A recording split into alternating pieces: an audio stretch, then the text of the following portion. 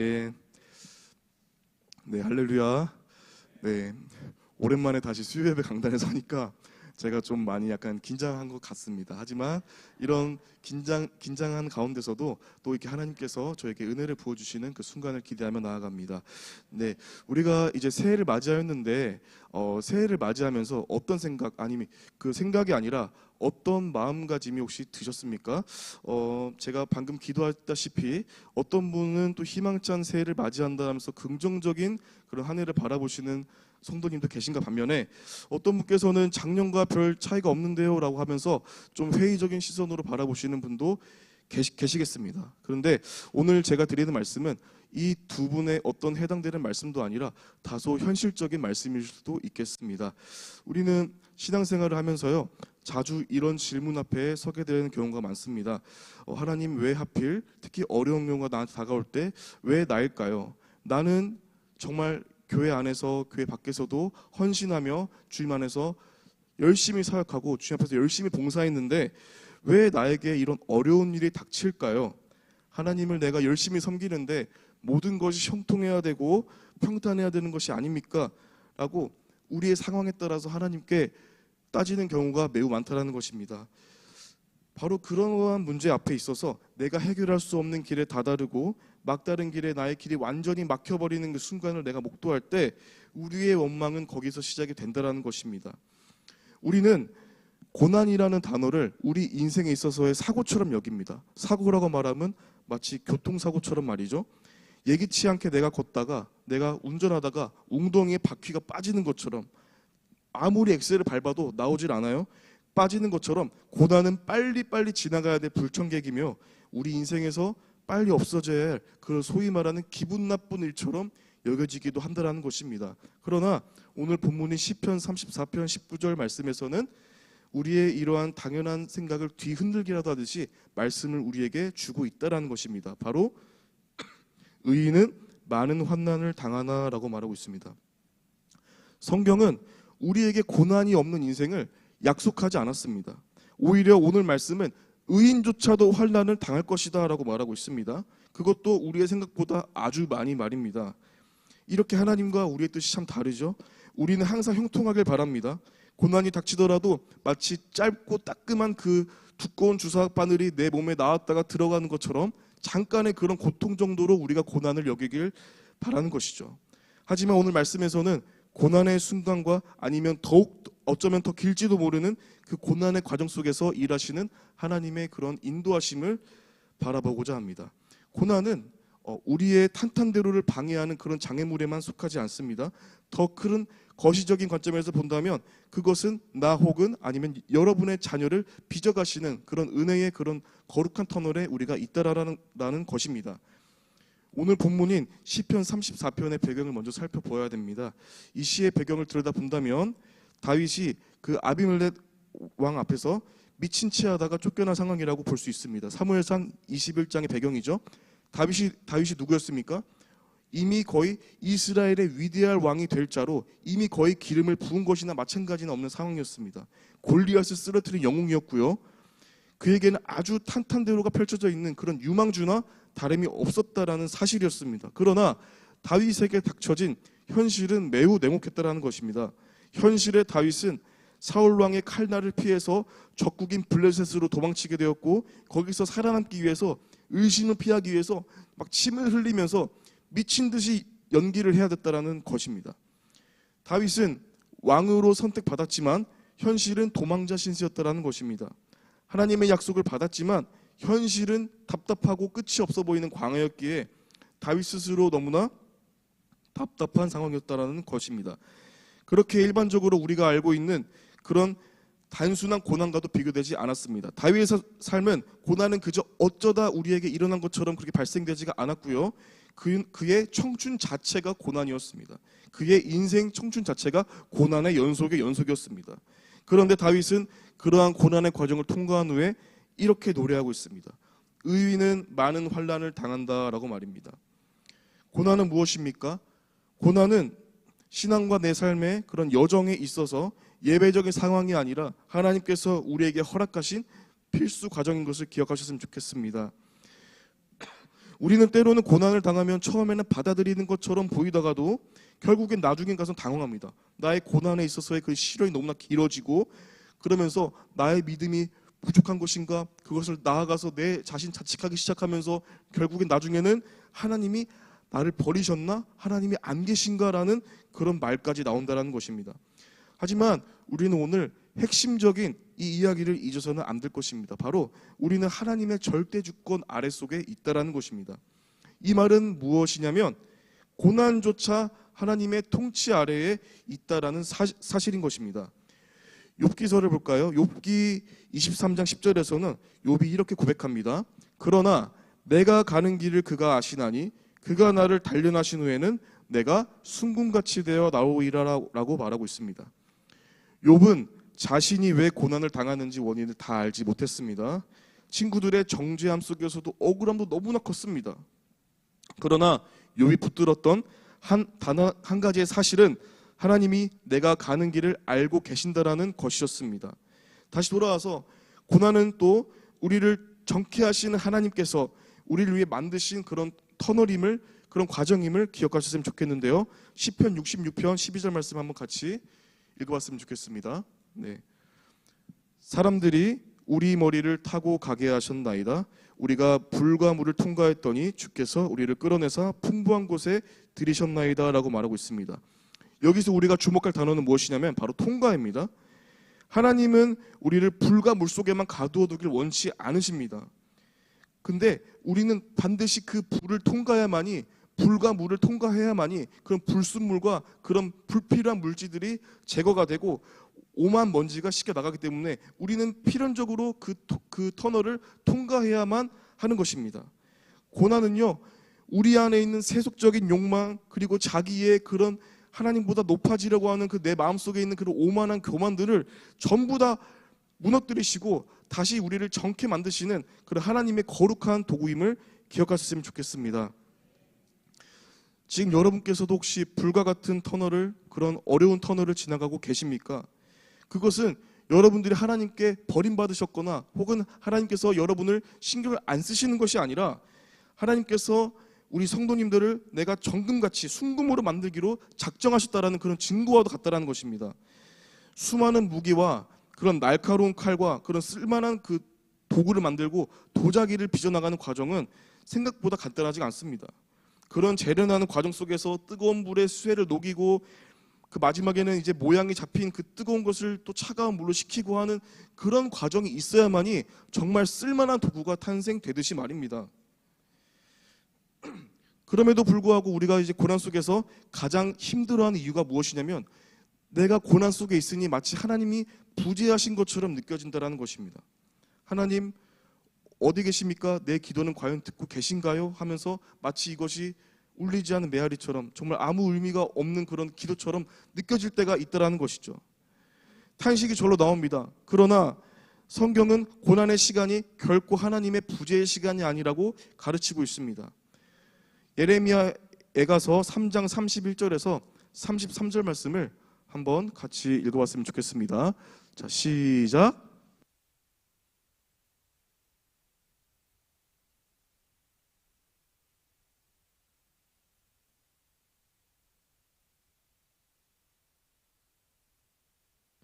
주께서 인생으로 고생하게 하시며 근심하게 하심은 본심이 아니시로다. 아멘. 여기에 우리의 또 소망이 있습니다. 우리를 울게 하시는 것이 하나님의 본심이 아닙니다. 부모가 자녀에게 매를 들 때의 마음과도 같다고 할 수 있습니다.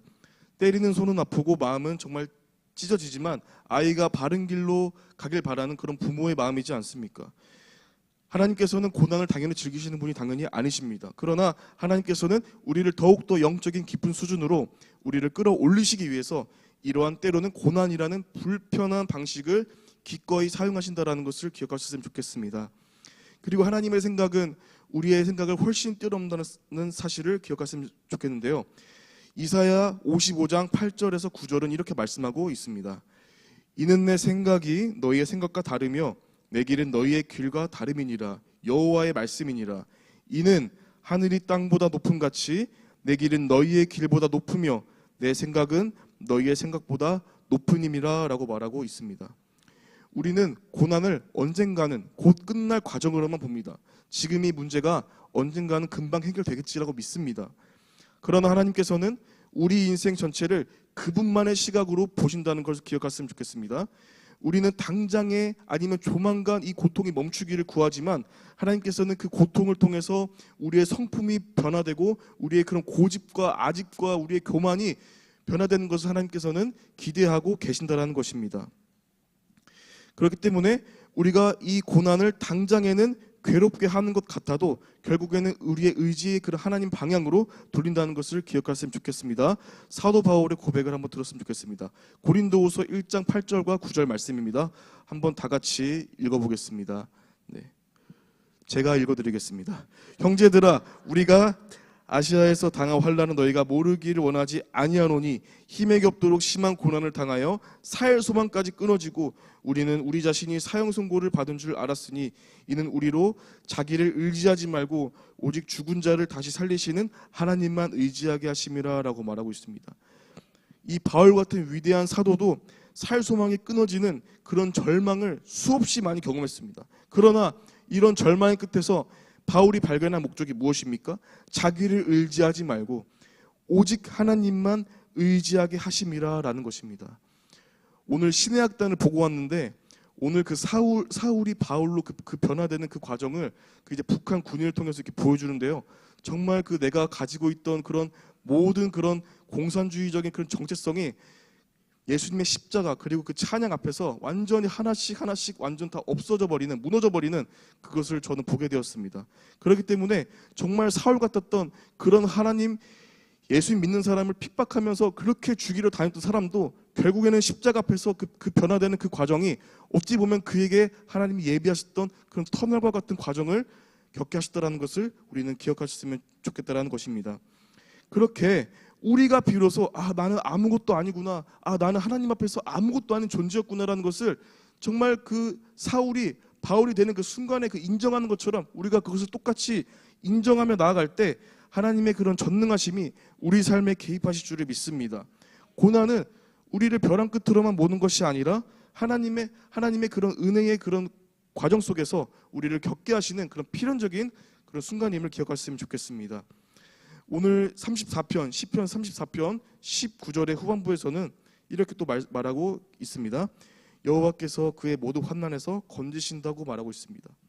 여기서 우리가 주목해야 할 단어는 모든입니다. 하나님께서는 우리가 겪는 환난 중에 몇 가지 쉬운 것만 골라서 해결해 주시는 분이 아닙니다. 우리가 겪는 그런 모든 어려움, 물질의 결핍, 나의 육적인 질병, 나의 영적인 침체, 그런 모든 환난에서 우리를 능히 건지실 수 있다는 그런 전지전능한 분이시라는 것입니다. 기억하셨으면 좋겠는 것은 바로 하나님의 건지심은 인내를 통과한 그런 약속의 성취와도 같다는 것입니다.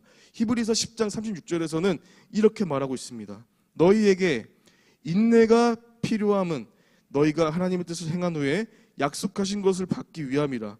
성도의 삶에서 고난의 시간은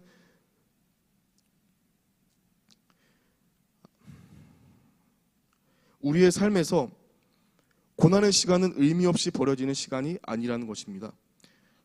그것은 하나님께서 우리에게 앞으로 행하실 그 약속의 성취의 과정 속에 있다라는 것이죠. 농부가 씨를 뿌리고 추수할 때까지 그 과정을 기다려야 하듯이 우리 인생에도 심겨진 그 씨앗이 결국에는 계절을 지나 그것이 우리에게 결실로 하나님께서 허락하신다는 것을 기억하셨으면 좋겠습니다. 고난을 통해서 우리는 무엇을 얻게 됩니까? 물론 세상적 경험도 얻게 되겠지만 세상에 줄 수 없는 그 영광의 무게를 우리가 얻게 된다는 것입니다. 로마서 8장 18절은 이렇게 선포하고 있습니다. 생각하건대 현재의 고난은 장차 우리에게 나타날 영광과 비교할 수 없도다라고 말하고 있습니다. 베드로전서 1장 6절과 7절에서도 사도 베드로는 이렇게 말하고 있죠. 그러므로 너희가 이제 여러 가지 시험으로 말미암아 잠깐 근심하게 되지 않을 수 없었으나 오히려 크게 기뻐하는도다. 너희의 믿음은 확실히 불로 연단하여도 없어질 금보다 더 귀하여 예수 그리스도께서 나타나실 때에 칭찬과 영광과 존귀를 얻게 할 것임이라 라고 말하고 있는 것입니다. 우리가 고난을 지나가면서 놓치지 말아야 될 것은 바로 영원이라는 관점입니다. 이 땅의 고난은 아주 잠깐인 것이죠. 그러나 고난을 통해서 연단된 우리의 믿음은 영원한 가치를 지니게 된다는 것을 기억하셨으면 좋겠습니다. 하나님께서는 우리가 이 땅에서 단순히 편안하게 살다 오기만을 원하시지 않습니다.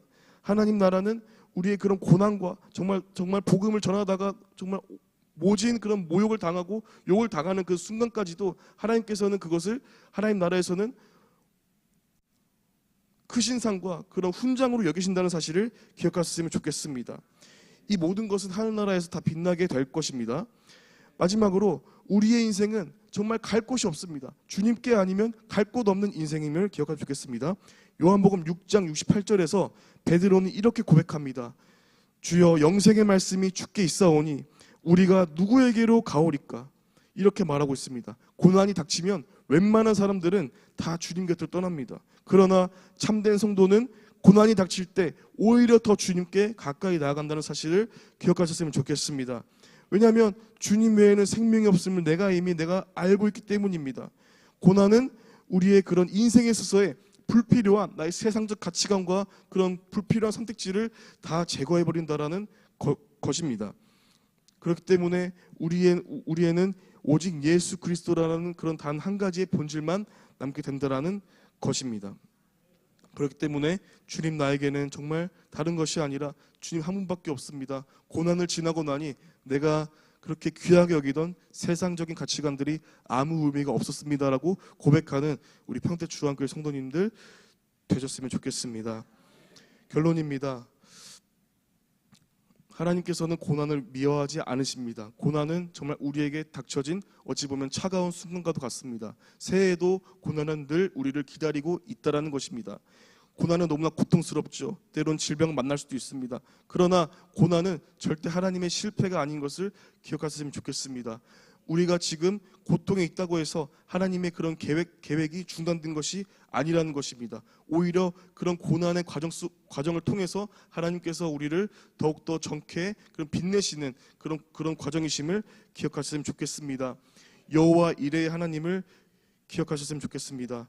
저번에 목사님의 설교처럼 창세기 22장에서 아브라함이 이삭을 바치려 할 때 하나님께서는 이미 산 저편에 순양을 준비하고 계셨습니다.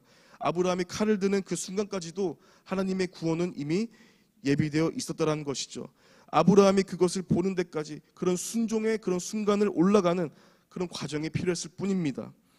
우리는 지금 이 올라가는 이 고난의 산 너머에는 하나님께서 예비하신 크신 상이 있음을 기억하셨으면 좋겠습니다. 이 고난이 언제 끝날지 모르지만 오늘 이렇게 기도했으면 좋겠습니다. 내 길을 아시는 분이 주님이심을 믿습니다. 내가 주님 붙드는 힘은 약하지만 주님께서 나를 붙드시는 손길은 결코 놓치지 않으심을 신뢰합니다. 이렇게 고백하는 우리 평택 중앙교회 성도님 되시기를 주님의 이름으로 축원드리겠습니다. 기도하겠습니다.